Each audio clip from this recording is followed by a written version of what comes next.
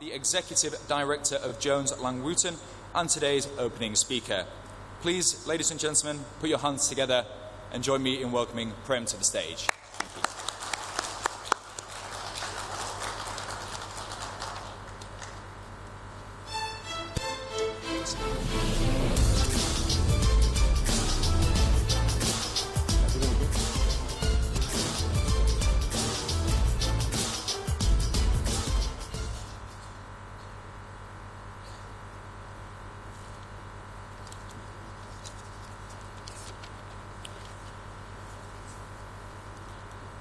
Ladies and gentlemen, good morning.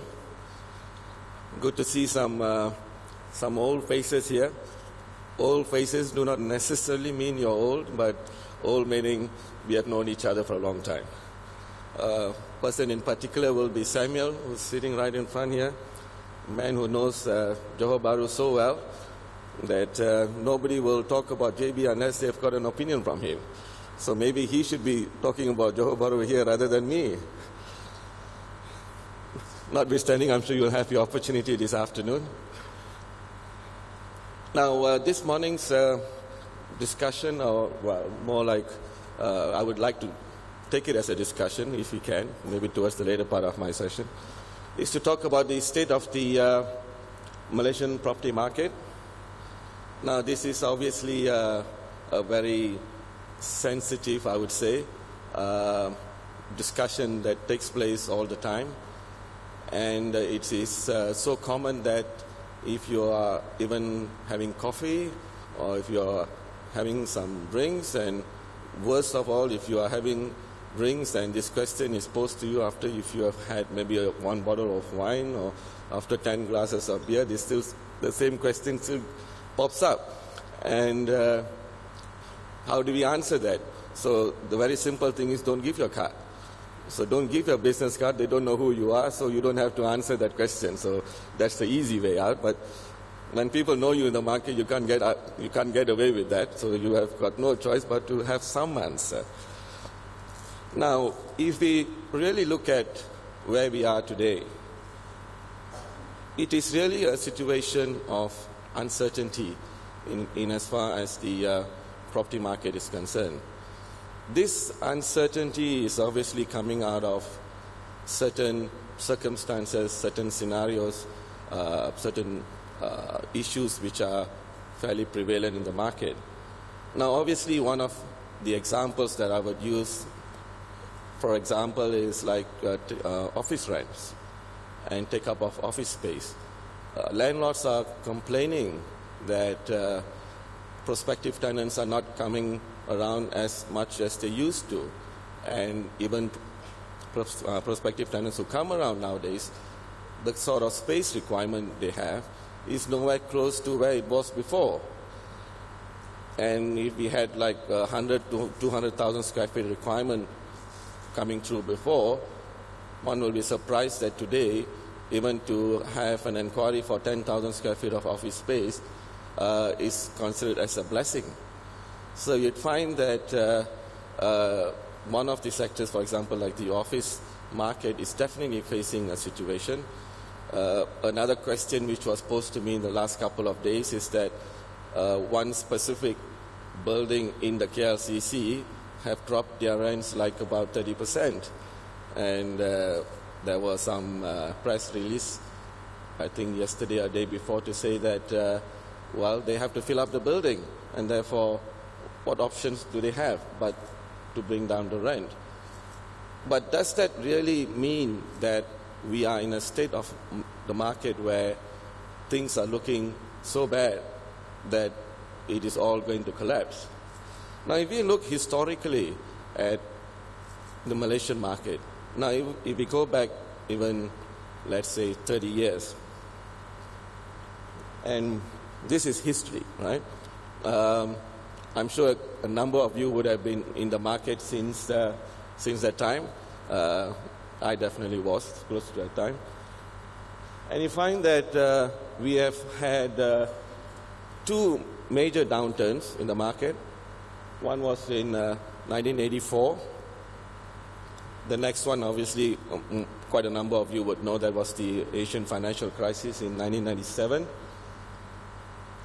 Now, after that, after 1997, the market consolidated, it took off from year 2000.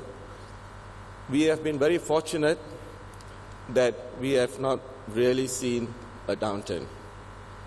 But we have had some form of a slowdown back in year 2009, 2010. I would not deem that as a downturn, more of a consolidation. Now that was again due to external factors. For example, what was happening in the US in 2008, the subprime crisis. It had some impact on us. Our GDP came down to like below 2%. And if we look at 1997, a similar situation occurred whereby the downturn was not so much really caused by internal factors, but fueled by what was happening outside of the country. So the situation with Malaysia is that we have fairly good fundamentals internally. The external factors are those which have contributed to our major downturns. And this has happened historically over the last 30 years.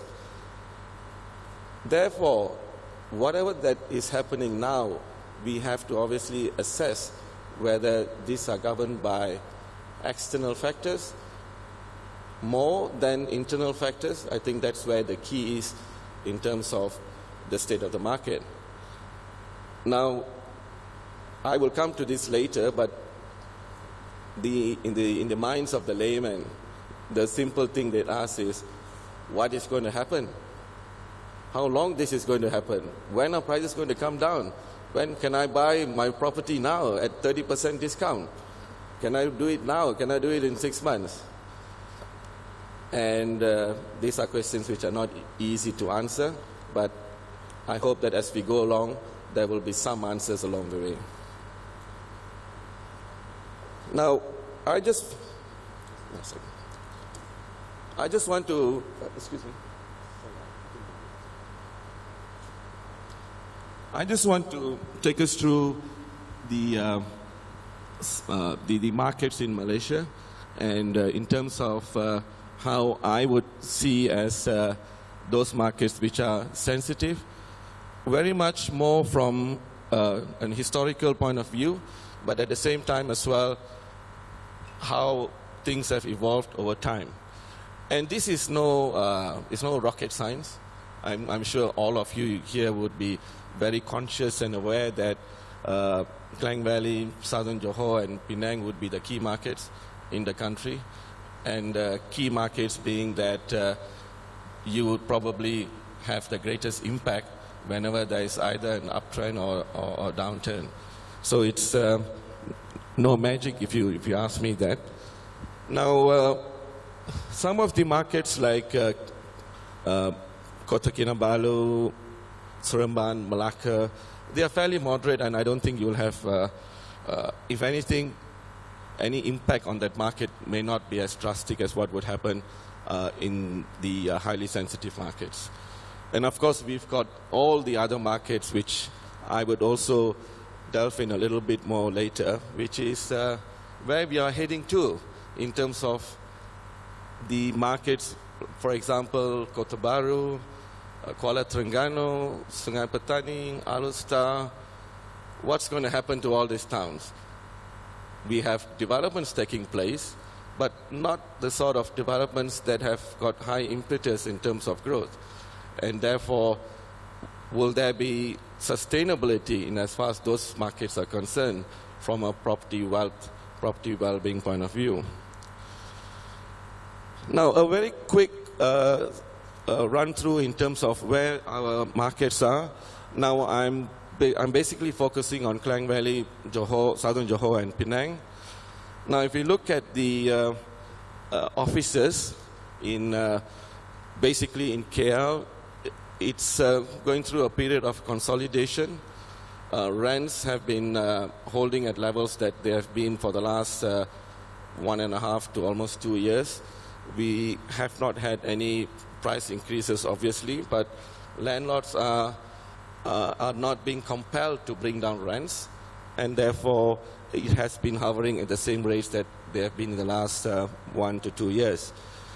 Now, retail is a very interesting sector because I'm sure most of you who are in Klang Valley will know that there are numerous retail centers, retail complexes that are being built, bar the ones which are already in place, and you would just wonder whether they are going to get enough footprint at the end of the day, because there is obviously a certain kind of formula, a very, very hypothetical or theoretical formula in terms of how much of space we require relative to population.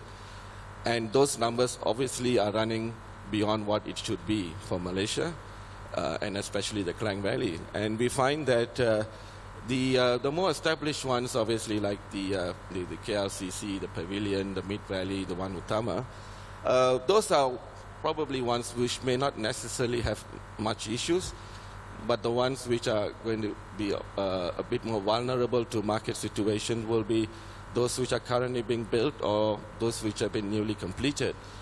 And we know for a fact that a number of completions are being deferred in terms of the opening, and obviously the developers or the owners are conscious of the fact that those retail centers may not necessarily be totally successful if they were to open it or rather commence operations at this point in time.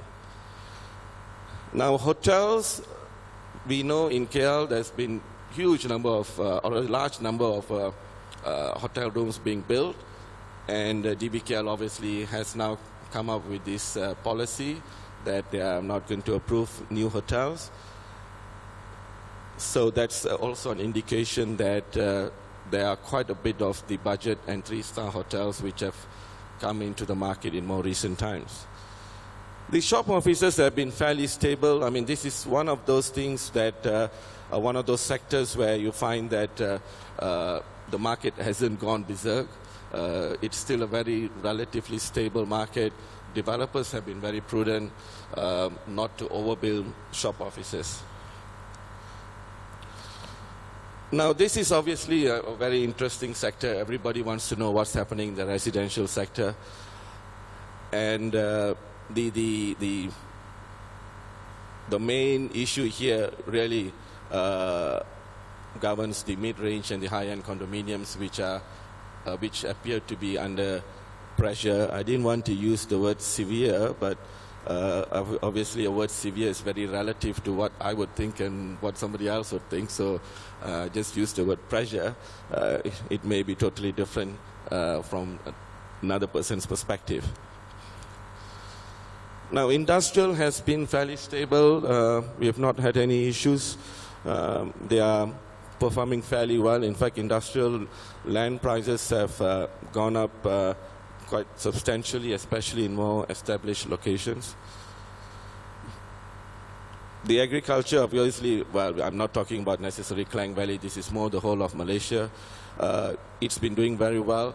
I think one of the plus points about the plantation sector is that the CPO prices have caught up, and they are back to like about 2,600 plus in terms of the FFB, so or CPO prices. So that's a very stable market. It has improved quite a bit. Now, development land obviously is tied back to what's happening in the end product market, and you'd find that residential development land is going through a phase of consolidation. So one would find that in KL, the sectors which are fairly vulnerable at this point in time, or at this cycle, are basically the offices, the hotels, the mid-range to high-end condominiums, apartments, the mid-range houses, and development land. Iskandar, obviously, Samuel is here. You wish to correct me if I'm wrong, Samuel, that the mid-range to high-end condos are obviously having a bit of a tough time, maybe more than this tough. High-end houses are an issue as well. And obviously, as a result of the end product in terms of mid-range to high-end condos to residential development land as well. Penang, surprisingly, the high-end houses are doing fairly well. There seems to be a good market for that, but supported by the fact that not many developers have gone berserk in terms of launches, so supply has been fairly constricted. So you find that high-end houses are doing fairly well. So the concern is really the mid-range to high-end condominiums in Penang. So this is just to a very quick sum up of the sectors which are a bit more vulnerable to current situation. In the Klang Valley, we have commercial, residential, and residential in Iskandar and Penang.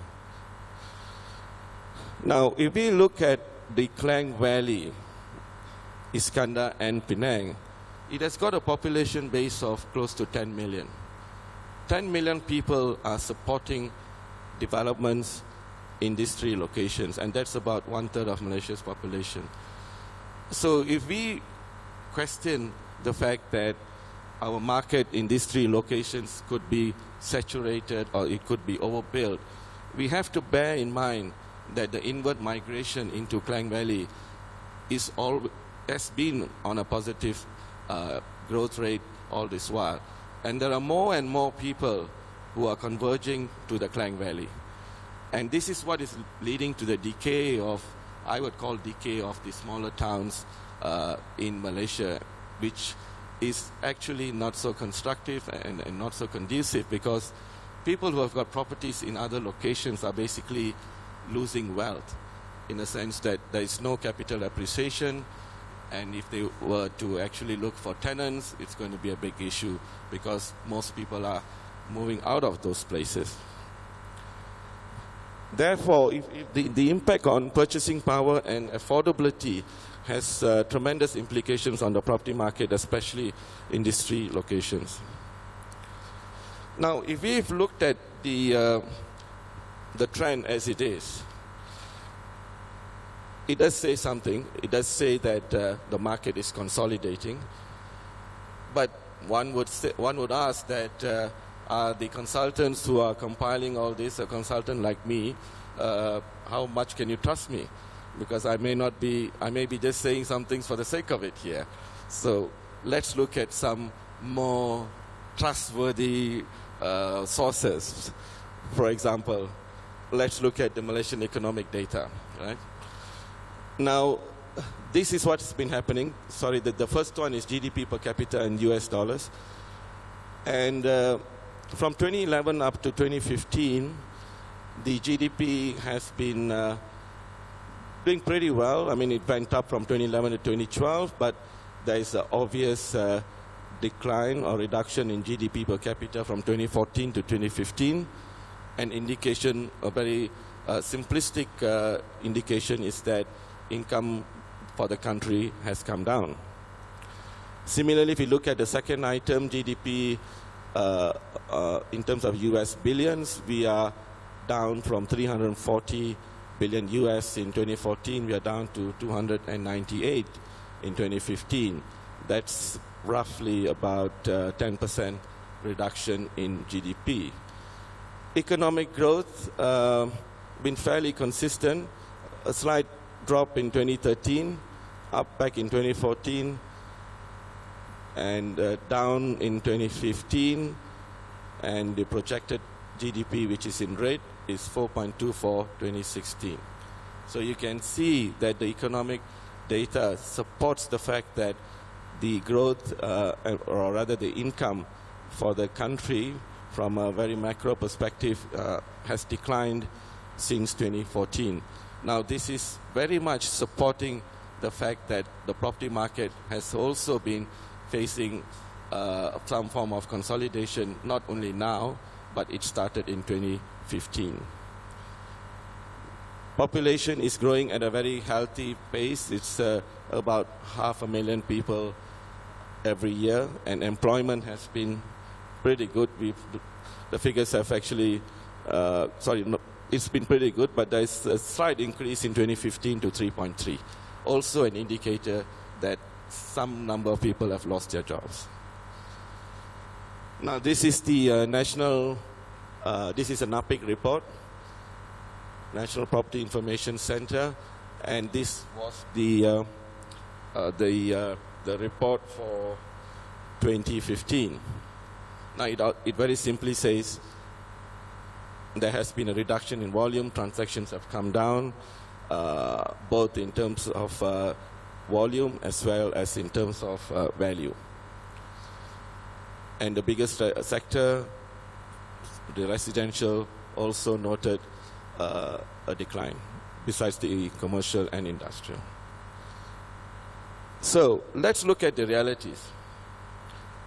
So at the moment, the trends support a downtrend, or consolidation, I would say, not so much a downtrend. Now, we obviously have to examine the economic and the financial parameters. Now, these are the key in terms of really assessing where the market is.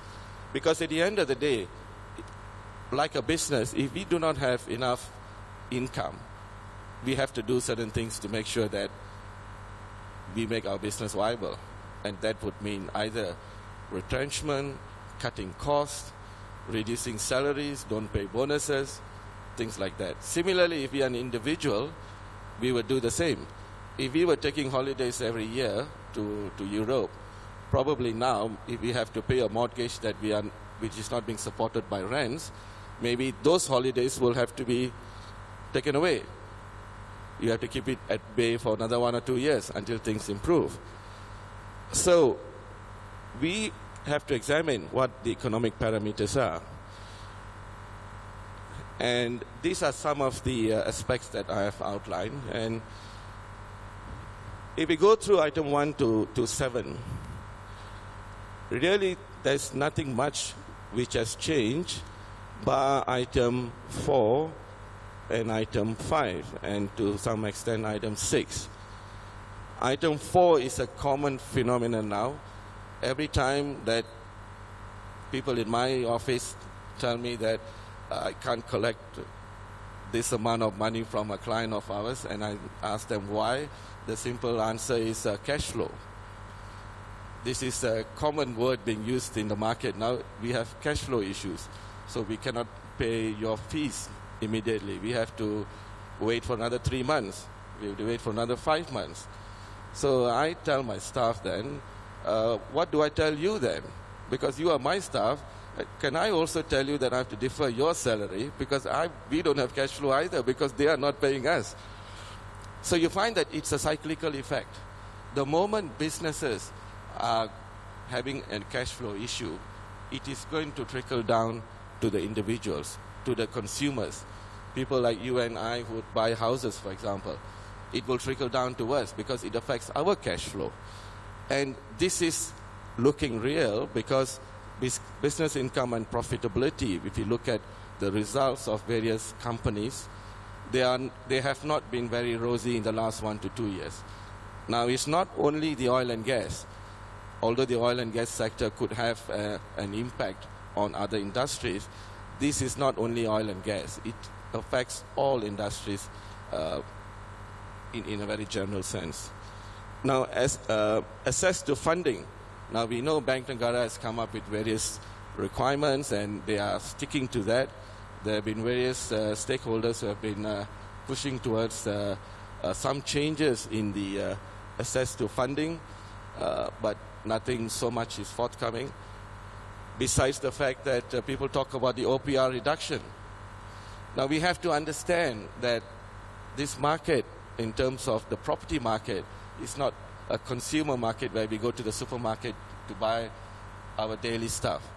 These are big ticket items. Big ticket items means that if you are paying a mortgage of 1,000 ringgit a month and the OPR reduction of 0.25 means you save 50 ringgit, that's not going to revive the market without a doubt, because that 50 ringgit reduction, which will support your so-called mortgage payment per month, as we know, 50 ringgit can only buy you so much in today's market or today's scenario in Malaysia. Now, the item 7 is where the GDP ratio, we know that's going up. That's an issue as well. Now, these are a bit more financial. And as I said, the interest rates going down slightly with the OPR reduction, that's not going to make a huge difference. Margin of financing, nothing much has changed here. All these have been status quo for the last 1 to 2 years. So without any significant changes here, the property market in itself will not be able to lift itself up, because these are important considerations when someone considers buying a property. Now, obviously, I know there has been some pressure in terms of bringing back item 4, though I personally do not profess that, but obviously these are market-driven matters. And the interesting aspect of our market now is item number 3, the second part of it, which is joint income. Now, our market has evolved to a stage where it is almost becoming impossible for the younger generation to buy properties as a single person.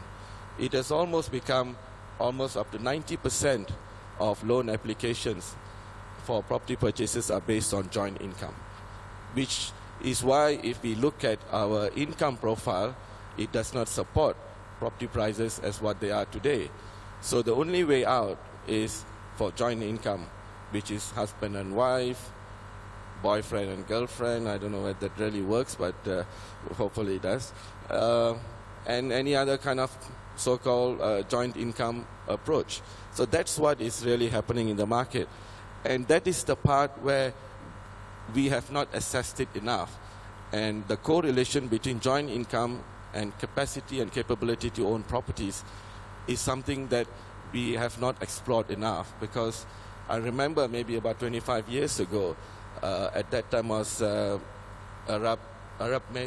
Malaysian bank at that time, and they introduced a loan formula which was the parents were supporting, sorry, it was the other way around, the children will support the parents. So in order for the parents to pay, the children become part of that mortgage, so that the mortgage can be stretched up to like 40 years or 45 years.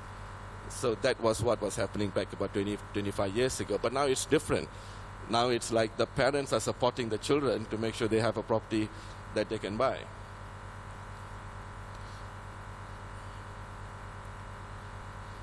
Now, what are the macro issues, right? These are macro issues that we are all very conscious of. We know oil prices continues to be subdued. We are at about $45 at the moment. There's just an article yesterday where it was stated that it's going to hover between 40 to 50, not going to change much in the next couple of years. We know our Malaysian ringgit, GDP ratio. Now, all of these are to me, they are very simple. They are not very difficult issues to understand. But what is important coming out of this is that we have been accustomed to all of this for the last 2 years at least, last 1 to 2 years. And if this were to have had a major impact on our property market, and these are external factors, as I highlighted earlier, our major concern in terms of Malaysia are external factors. We've got a strong, solid base of population. Employment rates are not, unemployment rates are not very high, and therefore we have got a good base. So if the macro issues have not impacted us as much in the last 1 to 2 years, or rather put it this way, it has all been factored in. If this have all been factored in, surely if the market was going to have a major issue, it would have had a major issue by now. So what next in terms of the property market? Now, the major sector that seems to be of concern to everyone, and that's really because we are all consumers in the market, is basically the residential sector. We talk about properties which terrace houses being priced at about R1 million more often than not. We have got condominiums which are 700,000-800,000, the cheapest for a decent mid-range condominium. and semi-Ds and detached houses going for above 2-3 million. So what do we need to do? Very simply, the structure. The structure of the market in terms of how the stakeholders are going to redefine their product base. Now, redefining product base is extremely important because the consciousness of developers, of stakeholders, they're all there. It's not like developers do not know how much they're selling. Whilst, people always would ask me, are you sure that developers have sold 50% or have they sold 70%? My simple answer is, let that be. Because if the developers have not sold what they say they have sold, that means that they are holding stock. And if they are holding stock, as long as their balance sheet allows them to hold stock, i.e., it's not going to put them in red, that means they are comfortable to hold stock. And their resilience to holding stock is not an issue. So it's not really so much questioning whether developers have sold 60, 70%.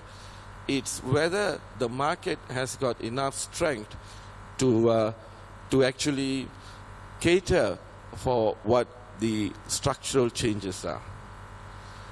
And therefore, I would want to finish my session with very simply looking at where we are.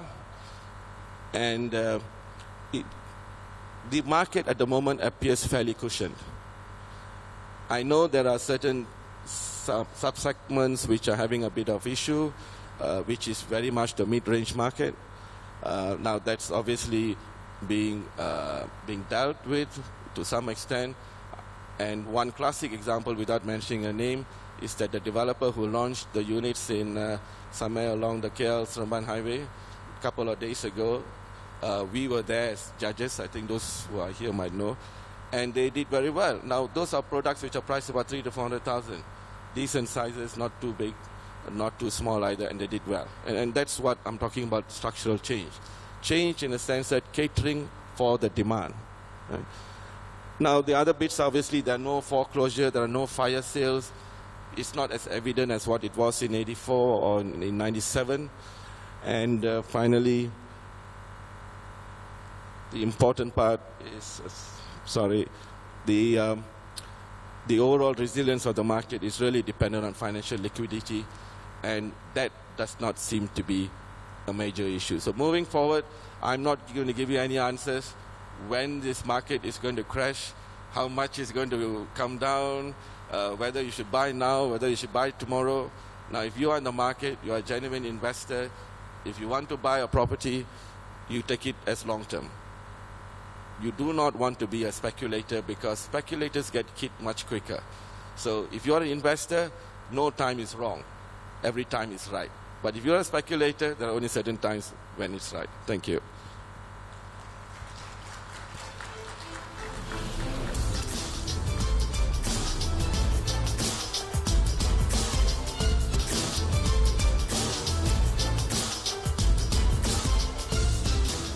Thanks again to Prem Kumar for sharing his invaluable insights there. Prem will be